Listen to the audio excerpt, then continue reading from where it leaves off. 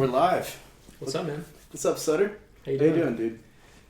This has been great because we met last year in Lisbon, and now we're rooming in Madrid. Yeah, and this pretty sweet Airbnb. Dude, very blessed. So blessed, That's bro. awesome. Really glad to be able to show you Madrid, and we were talking about how life has been completely different, and we share a little bit of the same background. So I wanted you to get into your background, just tell people who you are, how you got here. Yeah, man. So I am currently 26. Turned 26 a couple months ago, and really what kind of exposed me to this whole life of being able to live overseas and like make money online, kind of digital nomadness, was actually that trip to Lisbon last year where I met you and other guys. I mean, I had seen online people do it. My background, like growing up, did high school, college, like was in a fraternity, did all the stuff, like typical kid stuff. Just living in the moment, having fun. My first real like taste of career was actually door-to-door sales, so like the exact opposite of like the online space, like the most raw, like you're going to people's doors, knocking. Taught me a ton. Took that opportunity, did roofing, and then got in the solar industry and did that for about 3 years. And it taught me a lot, and it was really good, but I definitely realized how low of a leverage activity door-to-door is. And when I went to that trip last year, it just showed me like I was meeting guys younger than me. I was meeting guys, pretty similar to me that had done this thing that I wanted, which was be able to make money online, live wherever. And I just was like, okay, if they can do it, I can do it. So a couple months ago, I basically left the door-to-door industry fully, even though right now, like summer is like peak season. Like I know guys that are out hustling and doing their thing, and just kind of took the leap of faith to make it work in the online space. So now I'm here. So nice, bro. Two things out of that. One is something you actually talk about in one of your captions, the risk. Like I didn't realize, you're right, it's summer and it's like high risk for you to take some time off. Yeah. Something you're super talented at and familiar with. But the other thing is, let's take a step back and go back into that college world, because that's something we share. Yeah. We went to college in a time that was very similar to our parents, right? It was the pre-COVID college experience, right? Where there was a type of, exclusivity where you get to campus and you network and you don't really get to compare the product, the educational product with other campuses. You didn't really know. You just thought, oh, this is the FSU experience, this is the UT experience, and it's not commoditized.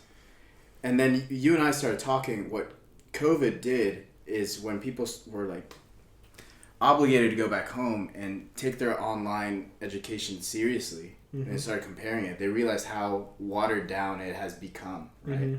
So I was curious to see what you think about education, like as an industry, where you think it's heading, and also we'll touch back on the risk that you're taking just being here. Yeah, dude. So I think, the internet's changed everything.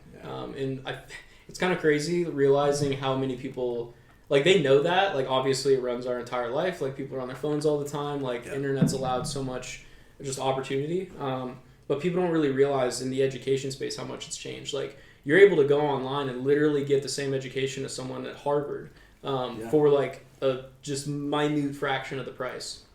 And what's really changed is the availability of that just on a global scale. And I think, there's statistics showing that formal education, so like traditional college, everything is declining, and then alternative education is just getting more and more popular. Like, obviously there's people that sell coaching programs, courses, whatever.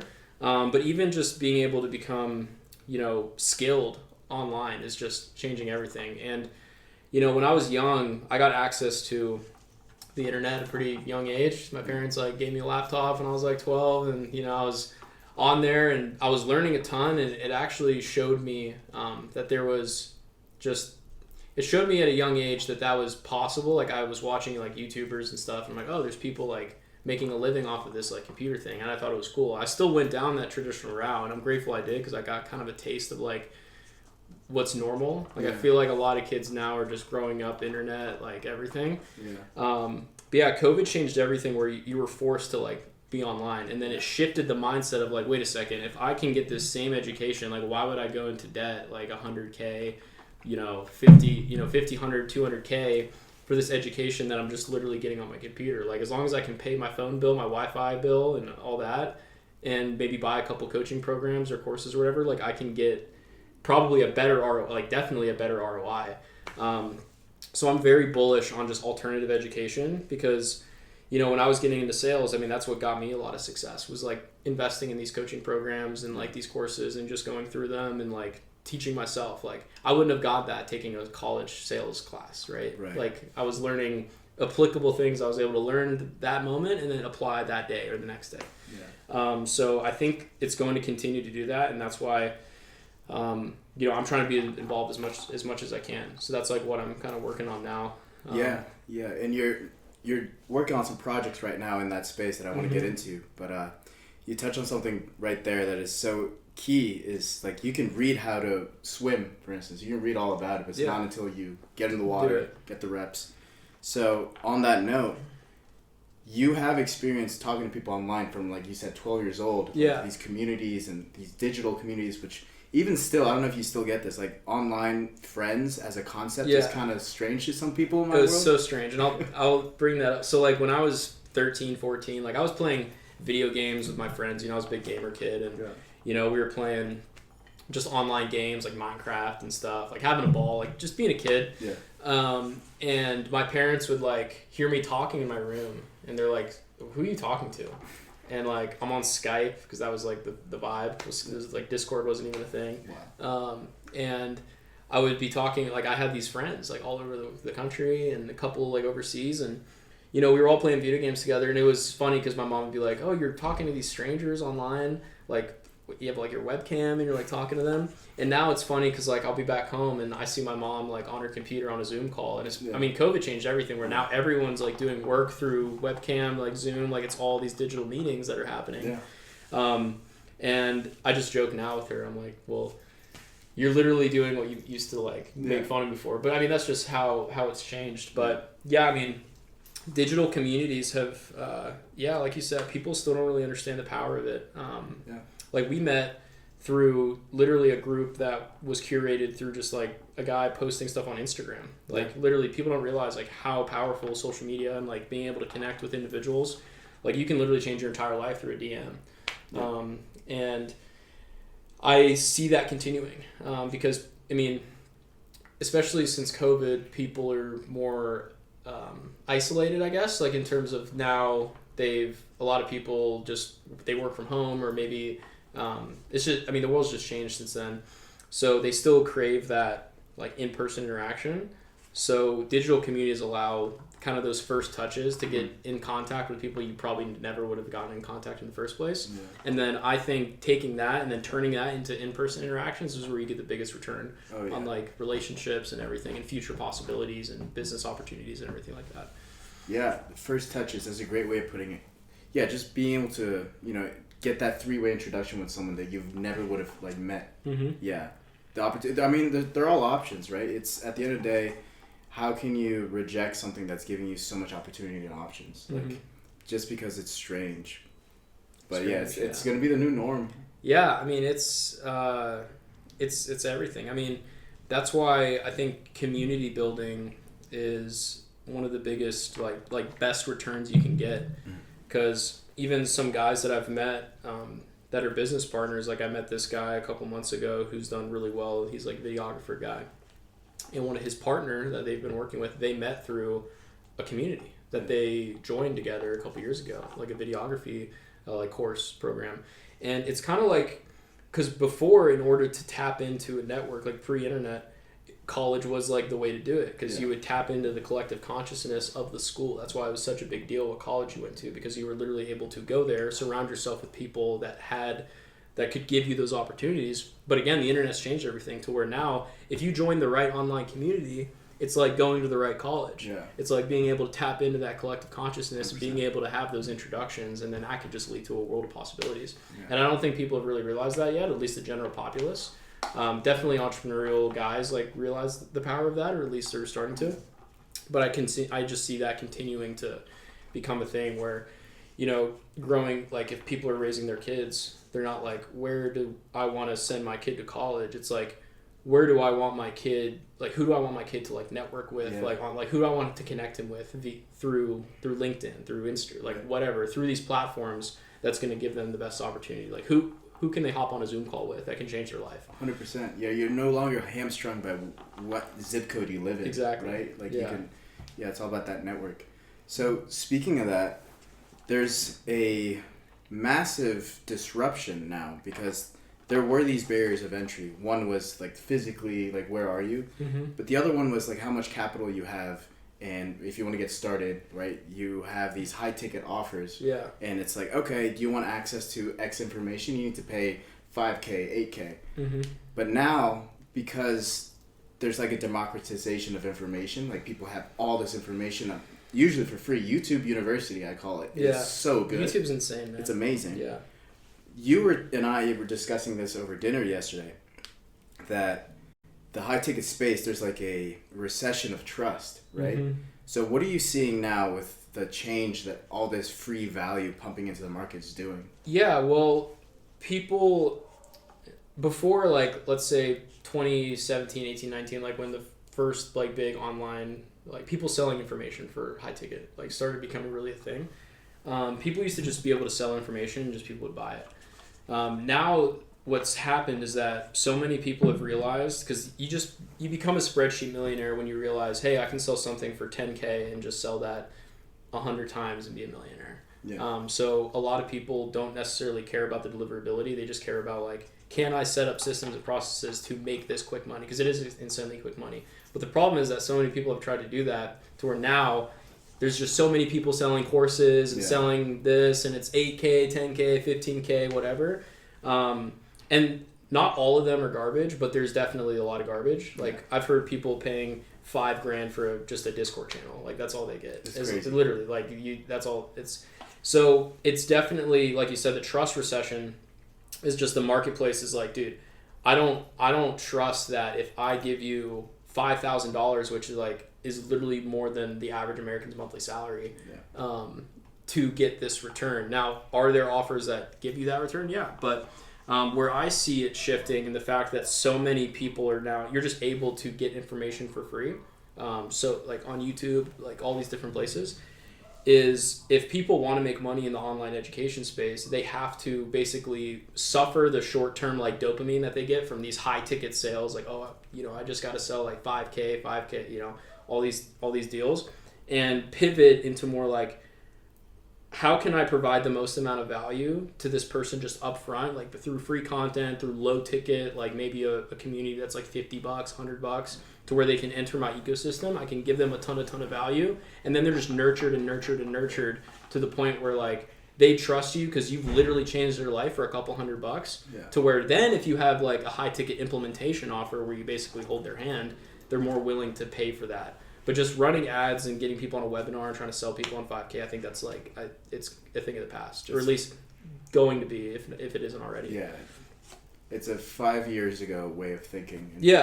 And a lot of guys, they just want to, frankly, they see the dollar signs and they want to just make the money, and which is fine.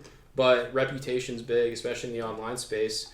You don't want to be that guy that, just got rich off of, scam. I don't want to say scamming people, but just like, you don't have a good, like, word of mouth goes around that like, hey, I paid 5K for this offer and it sucked, or I got a chargeback, or you just don't want to do that. So where I see the online education space going, and where I'm trying to pivot myself, is helping people realize like, hey, maybe lower tickets, the longer term, like think long term. Mm-hmm. Where do you want to, how do you want to establish yourself as an online educator?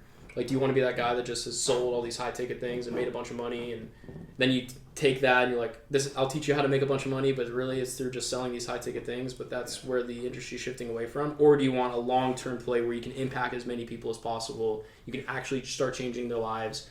They tell their friends, they tell everything, and then those people are now loyal to you, and then maybe you can sell like something higher ticket to them, if that makes sense. No, 100%. Mm-hmm. I mean, if I were a scammer or a grifter, I would be panicking right now, right? Yeah. Because you can no longer try to the market's mature. People aren't naive, right? They know what a webinar is. They know what a sales funnel is. Yeah.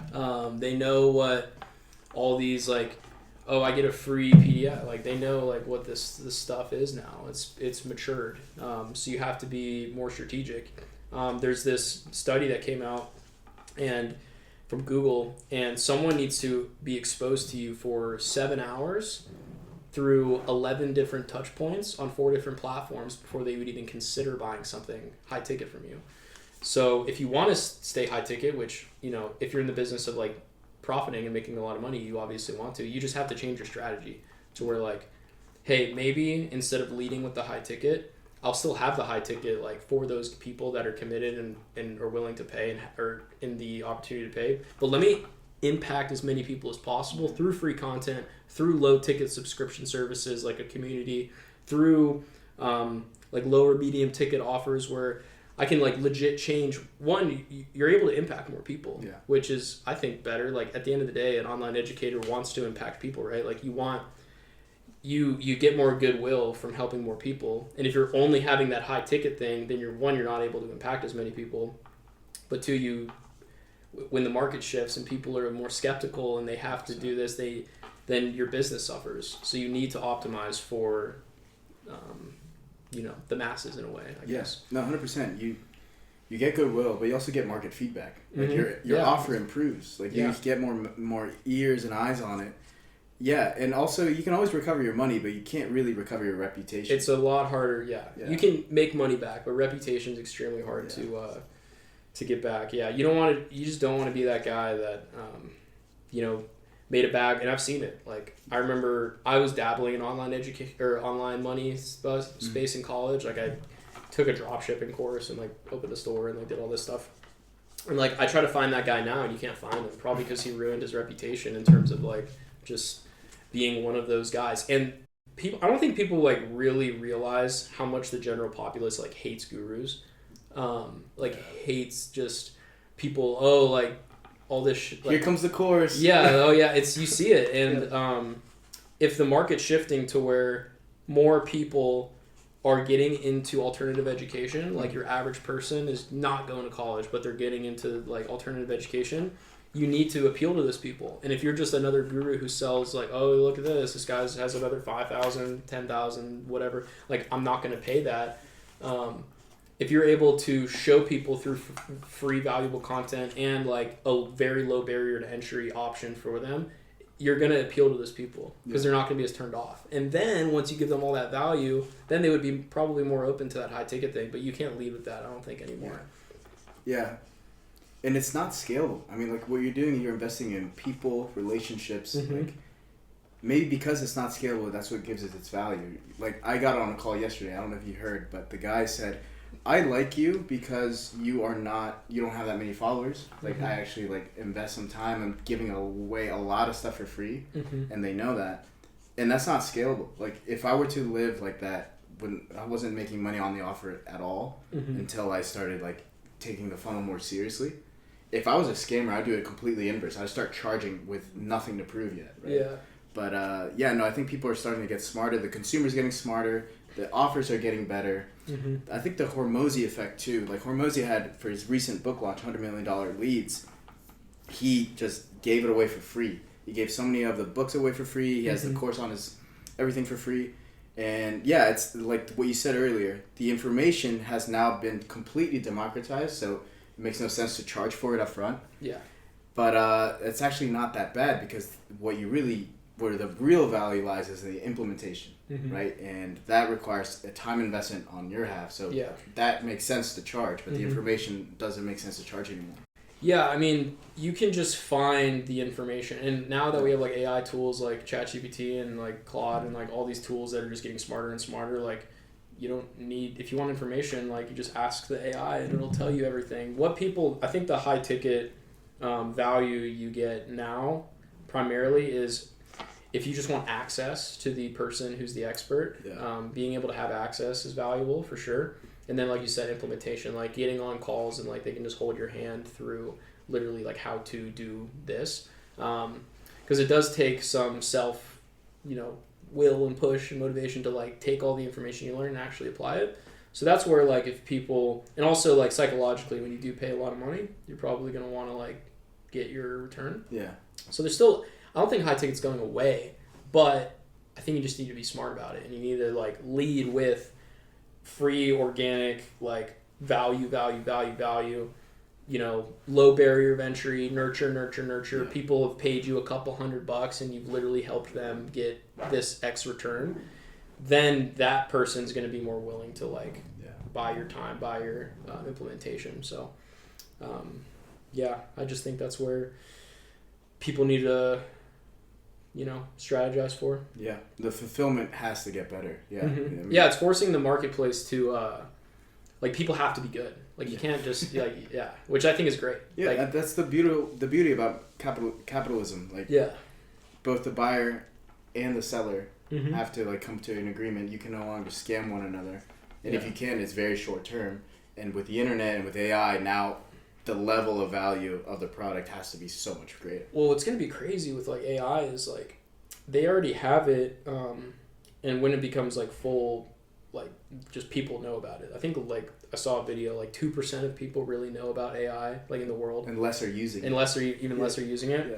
But it's going to get to the point where like, let's say you want to learn how to use a certain software. Like let's say you want to learn Photoshop, just example. You can like screen share with the AI and it'll literally tell you step by step like how to do it. Like you need, you know, a coach, which I think is going to be crazy. Mm-hmm. Like that's going to really shake up the industry, I think. 100%. Whereas like again going back to the community thing, what AI can't replace is community, right? Yeah. So platforms like Skool, for example, which we can get into, but that's like the platform I'm very bullish on because it is an education platform. It's Skool is the name, but what I've seen just being a daily user is like it's definitely like a community first platform where like you can get on there, like you can just meet people, like just interact, and like that AI is not going to replace human to human interaction. Like people are not going to want to like become best friends with an AI. I mean, some people might, but I don't think the general populace is. So it's like you have to have, I think if people are looking to create online education, yes, the information's important. Yes, the implementation's important. But like when people join, they need to have that sense of community. They need to have that sense of like, there are people doing what I'm doing here as well. And potentially these people can go on to become business partners, friends. Yeah. And I think leaning into that is going to be super important. If anything, the demand for those connections and nurtures is going to go up as mm-hmm. AI like becomes more available. Yeah. It's like, why do I need to buy a Facebook ads course if AI can teach me? Yeah. Why would I join this Facebook ad community? Oh, it's because maybe an AI can teach me, but I can meet all these people in the space and connect with them and like build relationships and network and all this stuff. That's going to be the value. Yeah. And people won't pay like $10K for, I mean, you know what I mean? Like you need to have that low barrier of entry to allow more people to get that ROI on relationships. So let's expand on Skool because we were talking about Skool and I used your referral link and everything because it's I actually started on Skool last year. I stepped away to go to Discord because I just thought it would be interesting. Mm-hmm. But Skool is such a superior product that I actually just came back. Yeah. Because you told me, I didn't realize this, but some of their developers, they got pulled from some of the top like gaming industry games. So Riot Games, again, gamer kid at heart. They were the company behind League of Legends, which is one of the largest video games ever. Yeah. And they're on the Skool team, and what they've done is they've gamified the platform to make it fun. Like one of Skool's mottos is, how can we make it fun?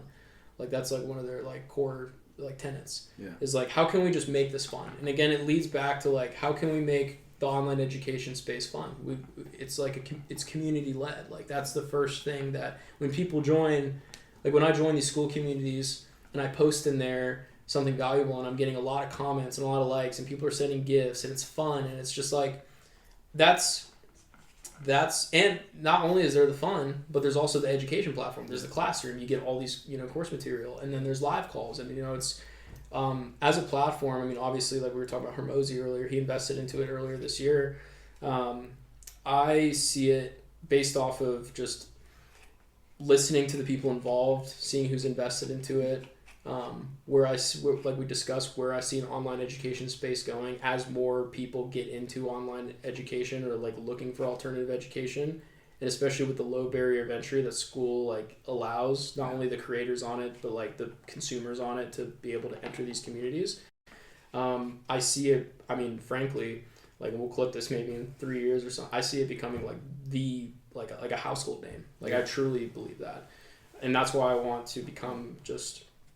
Obviously helped you with your community. I've helped a couple other guys, and that's my goal, is to just become a master at the platform, because I love online education. I think it can change lives and at a much lower cost to people, and I see Skool being that dominant platform. Yeah, no, I love Skool. It's great. It's absolutely fantastic, and yeah, I think it's completely changing the concept of a digital offer, even like for personal brands and people. I feel like there's the monthly subscription model, the MRR concept, is going to be a household concept now, because you get immediate market feedback. Every month is different. You have coming soon. You always are updating it. But also, as the celebrity model from before, where you just follow somebody, watch someone's movies because they offered you a one-time great experience, kind of similar to like a paid in full, like one-time payment type offer. That type of consumerism, I think, is going to fade away. Whereas now you have influencers and you're subscribed to people, like that concept where like, oh, you have to always deliver value. I think that's going to be more central to the consumer psychology, right? Yeah. So you have to focus more on MRR, and the Skool does a great job of doing that, where like you have leaderboards every week, like who's participating the most in the community.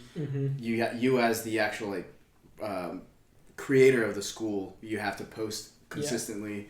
I think the MRR side of things is going to be completely central to most businesses now. Yeah, well, I was listening to this podcast with this guy who's like pretty, big on Skool. He's been on the platform for a couple of years, and he sold high ticket offers, right? And the thing is, like, it kind of relates back to like what I was doing in door to door.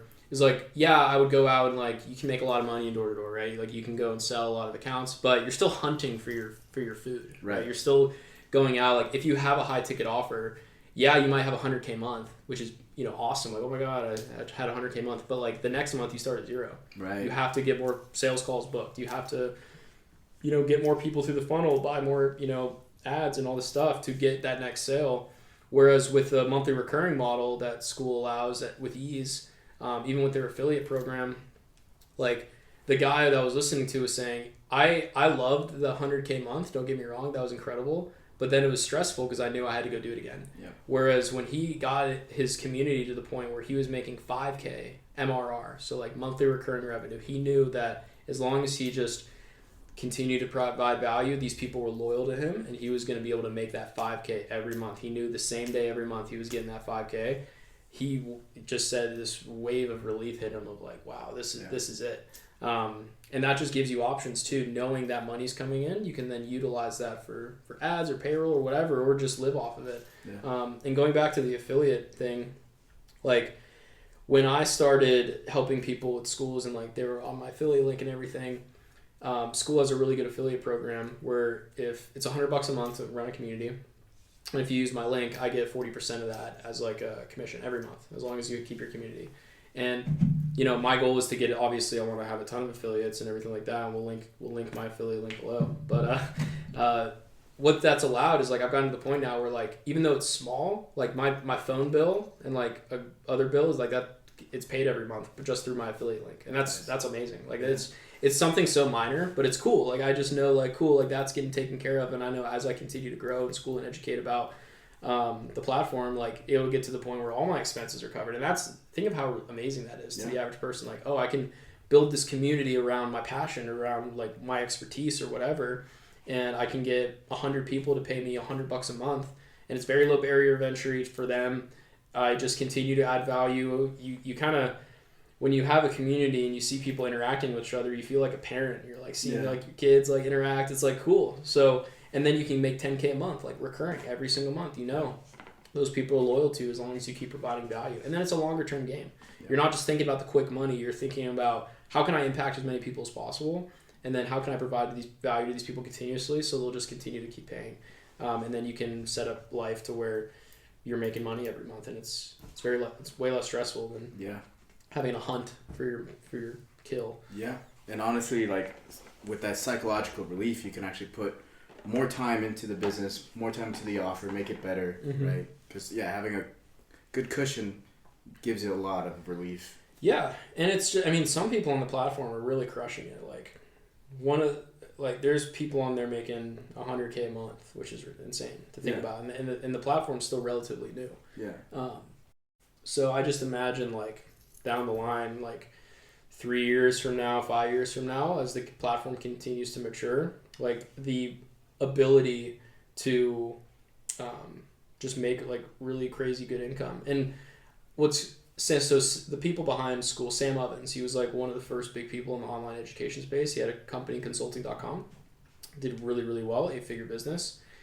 And when I was listening to a podcast when he was discussing like his main goal with Skool, especially on the creator side, like people who make communities and run it, is he wants to allow as many people as possible in the marketplace to be able to make, 5 to 10K a month through having their own community. Which is like, if you think about it, the average person is able to make 5 through 10K a month just by teaching their expertise or running a community about their passion, or like that's incredible. Yeah. In a future like that, where there's just all these people that are collectively teaching each other all these ideas and things, and you're connecting with all these people in these different niches about your interests, and you can just find your community through that. I love that, just future. I love that idea because again, with us being here right now, like we met through a community, like the idea of me meeting more people through a community, or, when I was helping a friend of mine set up his, and how he told me he met like now one of his business partners through a community. I'm like, well, dude, isn't the idea of like you starting a community and then there's people in there that go on to start a successful business, like that's super cool that you were the one that did that.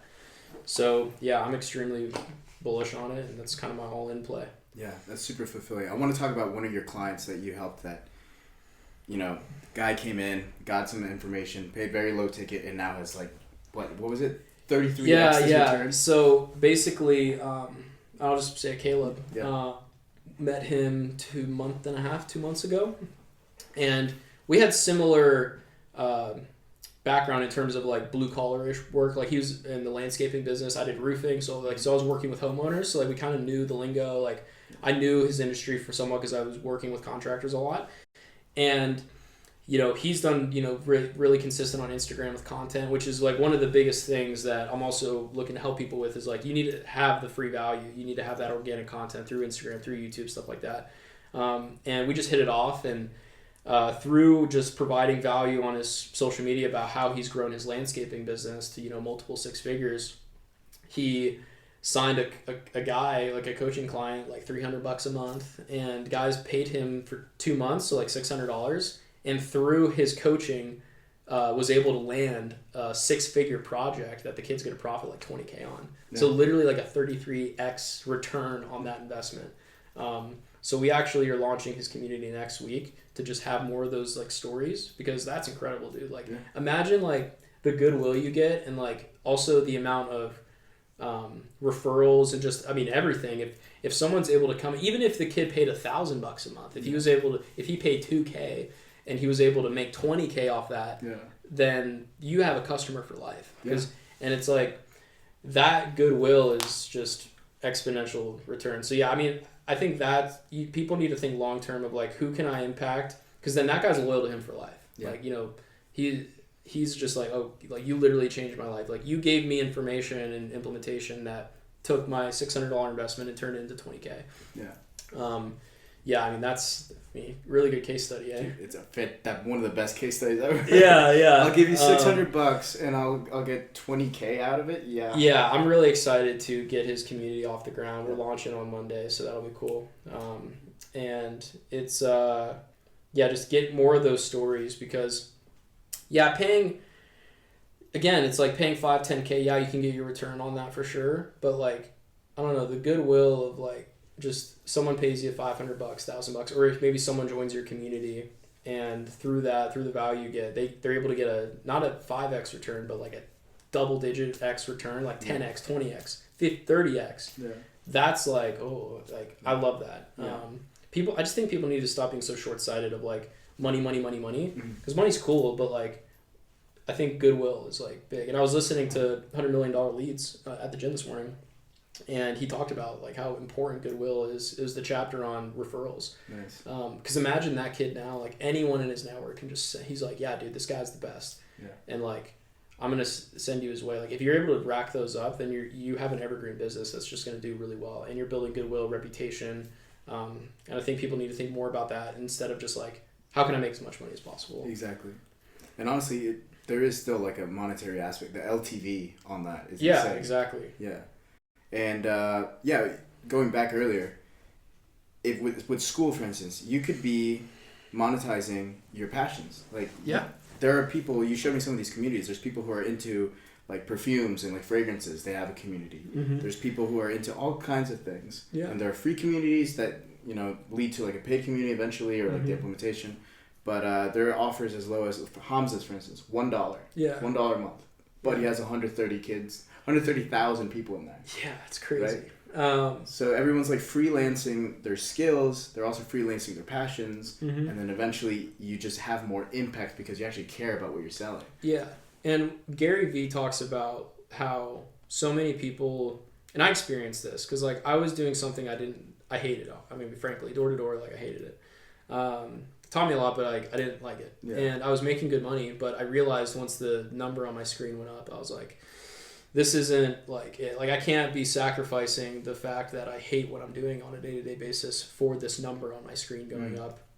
And, Gary Vee talks about like, would you rather, like, if you're working like 80 hours a week at this like bank or whatever, you're making $300K, would you rather do that, like hate your life, trading all your time for this like money? Or if you were able to have a community around, I don't know, guitar, like let's say you're just extremely passionate about guitar and you were maybe making less money, but you were literally like living in purpose and you loved what you do every day and you're connecting with other guitar players and you're like building this community, you're able to meet all these people and like your time is like opened up more and you're able to, pursue more, passions and everything like that. I think that I think Skool allows that. And I've seen it firsthand. Like there's a guy that runs a community on puppy training, like animals and stuff, like how to find the right pets, how to do it. I'm like, dude, what? Like the fact that online you can like teach people about pets, like your passion's pets, and make like money from it. It's really cool. And it's magnetic. I mean, if you notice someone's passionate about something, you'll attract your tribe. You'll find your tribe. Yeah. Yeah. Like for instance, I don't know if you want to get into this, but you studied numbers, like numerology, right? Like the design of the world is mathematics. It's behind everything. It's like gravity. We didn't create gravity. We discovered it and put names on it. Same thing with numbers. I thought Newton invented gravity. Oh yeah, no, no. That's how they made the pyramids, dude. Yeah. Gravity wasn't invented yet, so they just pushed it up there, dude. But for instance, that is something that you talk about at length, and you light up when you talk about it, and it's magnetic. People come to you. For instance, I came to you. For instance, I had an offer that I was trying to push, and I wasn't really getting sales, and you're like, well, Mateo, 8 is the number of money. Why don't you price it? A lot of really top guys do the same thing. So I priced it at $12.50, and literally adds up to 8. Adds up to 8. And so the next call I had, I closed that guy on $12.50. Yeah, bro. Yeah. So. Yeah, I mean, dude, it's it's cool, man. I think people don't realize, and I want to get into this as well. Going back to like the living within passion or purpose, right? Yeah. Like a lot of people say, like, oh, like don't pursue your passion, like you need to make money. And I agree to that. Like I think going through a season of like doing what you have to do to like make money so you're able to sustain yourself, like that's important. Yeah.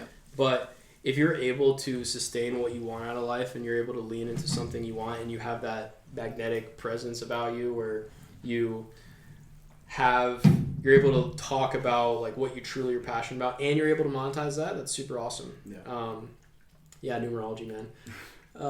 Yeah, it's cool. I like kind of being low key. Like I'm just kind of like the wizard that knows some secret information. I don't really lead with it. Yeah. We can talk about it if you want. No, I mean we're good. I'd like to keep it close to the chest because I learned some stuff from you. I'm not like, for instance, I noticed you like meeting people. You're like, oh, When were you born? Yeah. Casually just no, I'll casually find out their birthday.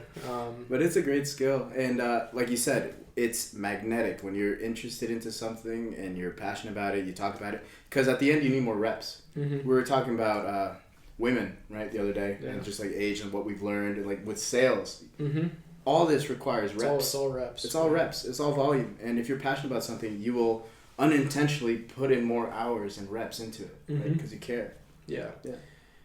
Yeah, and I think that leaning into that is important, and that's where I see these online communities and everything like that. Like you're able to lean into that super hard, and then also connect with other people that are super passionate about that as well, and build relationships and friends and everything like that. So, I mean, it is definitely all just reps and getting the at bats with anything. Yeah. So, with that said, there's the sales game, and I personally, from what I've heard, a lot of the door-to-door guys that I've met, like that is such a great skill because it's in person, you get to read things.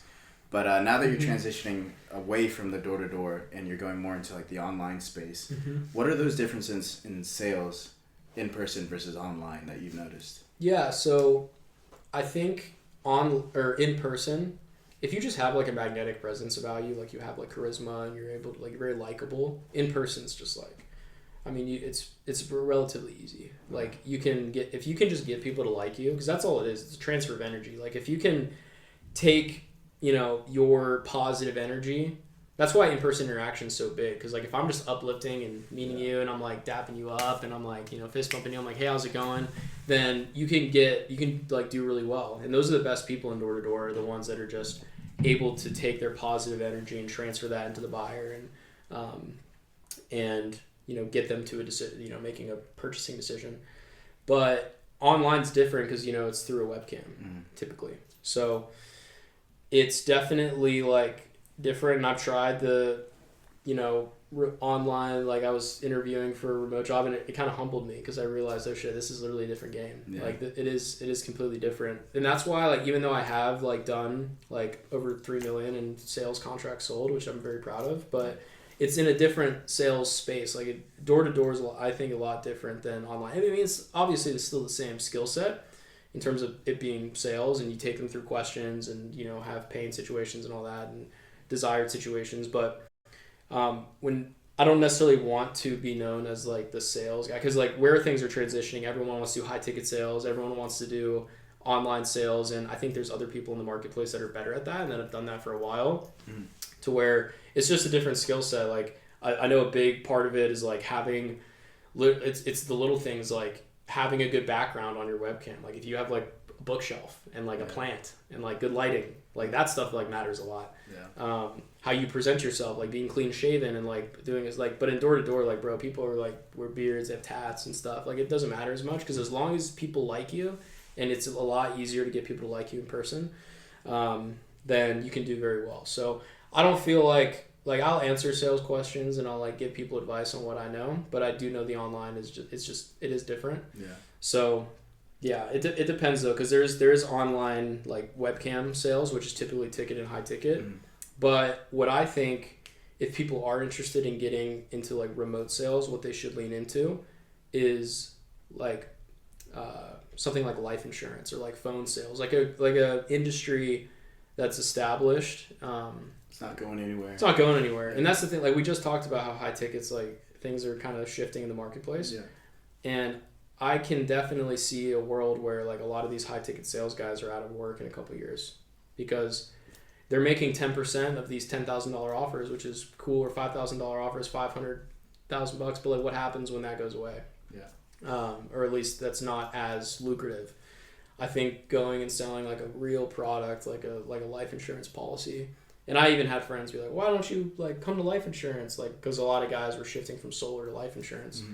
And it's just because like I wasn't, again, like that's just not me. Like I don't, like sales taught me a lot, but I don't want to be known as like the sales guy.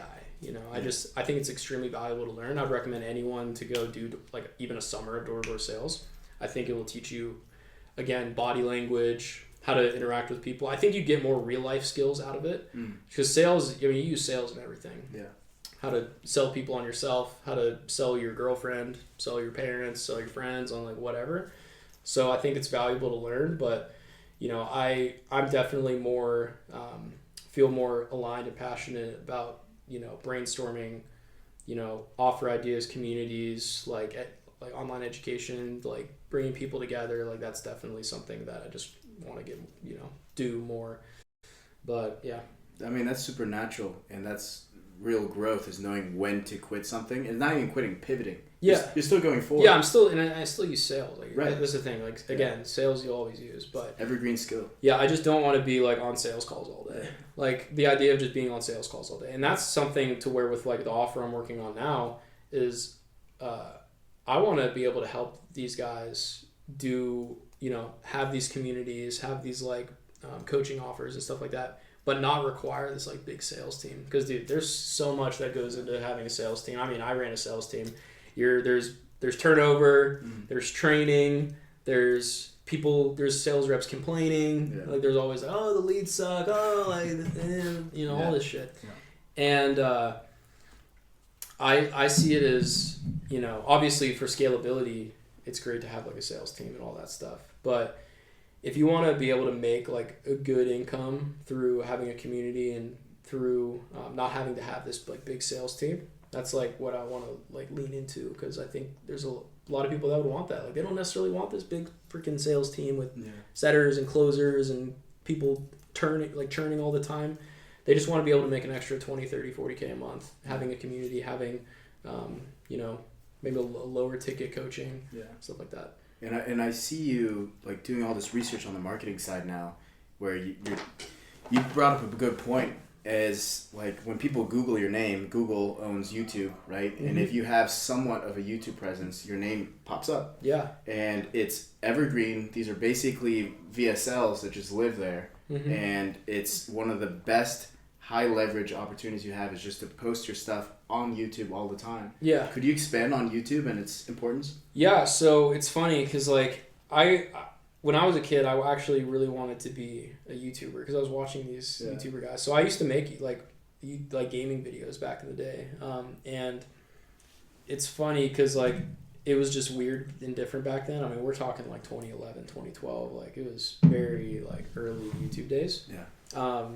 And I wasn't like providing that. I mean, I was just like shooting the shit with my friends, like playing Minecraft. But you were streaming, bro? Yeah, dude. Justin TV before Twitch. It was called Justin TV. Nice. Fun fact. But yeah, so I've always been into like the whole social media thing. And what's crazy is like you can still go on YouTube and like find my videos, and it's like 10 years ago. And that's the thing with it being evergreen. Like people can find your videos and the algorithm can get it. Now the way YouTube's algorithm is like you can literally upload a video tomorrow and it can get 100,000 views if it hits the algo right. Yeah. Which is really cool because before, back when like I was trying to become like a YouTuber, when I wasn't making valuable content, I was more of an entertainer. Yeah. Just making, you know, video game videos. It was really hard to build an audience in terms of like, it was kind of like an email list. Like you just had like really only the people that subscribed to you saw your videos. The algorithm was different. But I think if you're a business owner, like you need to be making YouTube videos like yesterday. Like you need to be documenting what you're doing on a daily basis. You need to be doing long form content, presentation style, where you have like a slideshow with information. Because again, YouTube's like the new university. You can literally go on YouTube and find what in terms of value is more valuable than an hour-long lecture at a college through a YouTube video. Yeah. And also YouTube's interesting because it's the only advertising platform where you actually can get paid to advertise your product or service. Because like there's YouTube, there's Google AdSense, you know, like you're able to make this monetary like this money off of putting your services out there. And I think people need to realize that it's not about views, it's about who's watching the video. Because business owners, especially, like they're going to use the search engine, which is Google or YouTube, to find specific niche information about the problem that they're having in their business. And if you're that guy that's able to solve that and you have a 20, 30, 40-minute video on YouTube giving a tutorial or a breakdown, it doesn't matter if your video has 100 views. It matters who's watching that, and then in your description you have your call to actions of like book a call or join my community or this or that or watch this video. And you could have like, I know the strategy now is you can make a YouTube video that basically is a VSL or a video sales letter. Have that video, and then in all your videos just link to that video, and it's as if someone's going to a landing page and watching like a sales letter, but it's just a YouTube video, so it doesn't feel like that. So yeah, I mean, after this podcast today, I'm gonna be ripping YouTube, like filming a couple YouTube videos, and I think that if you're a business owner, you need to start like at least a video a week, 2 videos a week. Yeah, even if it's a short Loom video, like you said, of your SOPs or just some kind of short. No one cares, content. Dude. And a thing too is, I realized like I got this epiphany from listening to this guy talk about how people are using YouTube now, and when me and my roommate at the time, like a year ago, we were living together, we had our TV and all we used it for was watching long form YouTube videos. A lot of people now are literally using YouTube on their television and they're treating it as TV. Like they're going to find a video that's applicable to their business or niche or whatever and watch an hour-long video on YouTube just on their couch, like watching it like TV. So I think long form is the move. I mean, that is like the play. Like I'm in a couple Skool communities that are YouTube related, and that's what everyone's saying right now is like the move is long form, because then also you're able to put more ads into it, which then leads to more dollars that you can potentially make once you get monetized, and then also when you do make business related content, there's a higher RPM, or basically how much money you make per 1,000 views, because the people that are watching those videos, they have money. If you're just entertaining 10-year-olds, they don't have buying power, right? So if you're making valuable content that's like helping business owners, for example, on your expertise, then you're able to make even more money off of your videos, which is cool. But I think YouTube, like from all the people that I've been learning from and studying, it's a good way to, I mean, you can make some money from it. It's basically like the icing on the cake. It's nothing crazy. But the biggest thing is just treating it as like an advertising platform. It's just free advertisement for your business. You just make the video, you upload it, and if it's valuable, the algorithm might catch it. And it's literally Google. It's owned by Google. Like if I look up Mateo and you have like 100 videos of you teaching about your offer and helping people do like the problem you have, if I saw your Instagram and I was like, oh, this guy does this, let me Google him. I Google him, and then I have 100 videos. And again, it goes back to that 7 hours of exposure. It's like if I'm able to watch 7 videos that are an hour long of you providing just insane value, then if I'm eventually through your nurturing system at a point where I'm on a call with you, I'm going to feel way better to buy your high ticket thing, if you have a high ticket thing, than if you just targeted me with an ad. Exactly. Right? So people need to...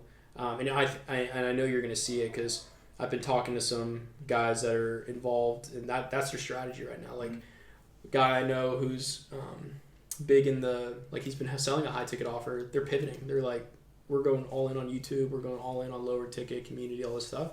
And it just shows me that's where the market's going, and I'm just positioning myself to where I'm a part of that transition. Yeah, and I did his program a while ago, Robbie Abuvala, because Robbie's the man, dude. Dude, he's awesome. But he talks shout out my boy Ahmed putting me on to him. Yeah, dude. He's great, and he talks about that. He gets 1/4 of his deals from YouTube. Yeah, it's crazy. And he said he looked into it. He like analyzed everything. He said like the videos that do the best are actually just breakdowns. Like they're not super highly edited or anything. He's just like breaking down his systems. They're longer, right? And you told me, because I have a bunch of like short videos, like 2, 3, 5 minute videos. You're like, just get all of them and compile them and put out a 1 hour free masterclass. So I did that, and I got like 100 views like overnight, basically. Right? So you're right. I think people are just trying to consume long form on their TVs or just looking at hyper specific problems. Yeah, no, it is, and it's Google. It's free advertising. Yeah, and people think that like the attention spans of people have been just destroyed because of TikTok and all this stuff, which is true to a point, but I mean, people will still binge watch like a 7-episode series on Netflix, right? People still do that. Like, that's true. You got to remember that people consume. If the content's good, they're going to consume it, whether it's a 10-second TikTok or a 2-hour masterclass on insert, valuable thing. Right. So I think the creative matters like so much. Like what the content actually is like, it's everything. Yeah. So. Yeah, looking forward to seeing how you transition from like sales to like offer creation and marketing.